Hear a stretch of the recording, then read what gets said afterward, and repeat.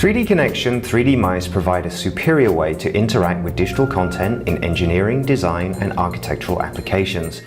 Using a 3D mouse makes you feel more connected to your model or environment, enabling you to stay in the zone for longer and achieve more in less time.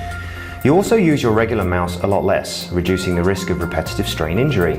In other words, it's a much more comfortable and rewarding 3D experience. At the heart of every 3D Connection 3D mouse is the controller cap. It's really very simple. Gently push, pull, twist, and tilt the cap.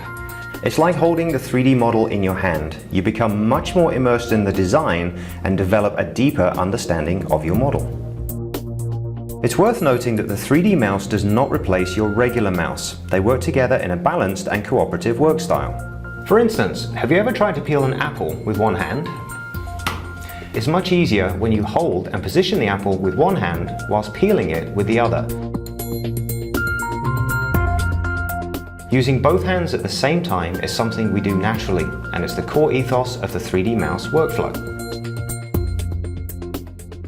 Whilst it's possible to use 3D applications with a regular mouse only, there's lots of repetitive clicking and moving.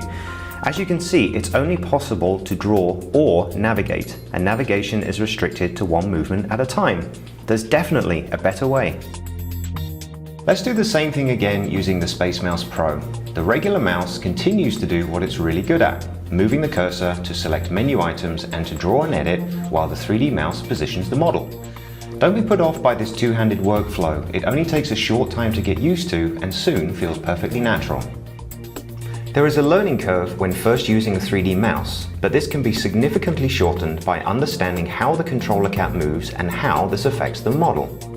The controller cap moves on 6 different axes.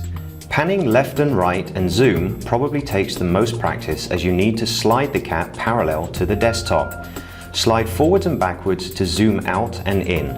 Try not to tilt the cap at the same time, as this will roll the model while zooming. The same applies to sliding the cap left and right. This movement pans the model left and right, but any tilting of the cap will result in the model tilting also. Panning up and down is easy. Simply lift the cap up and down to pan the model up and down. It is possible to restrict movement to one axis at a time, but most users prefer the richer experience of being able to use all axes simultaneously. Once you've got to grips with panning and zooming, you can really start to explore your model. Tilt the cap forwards and backwards to tilt the model forwards and backwards. Tilt left and right to tilt the model left and right. Twisting the cap clockwise and anti-clockwise rotates the model clockwise and anti-clockwise.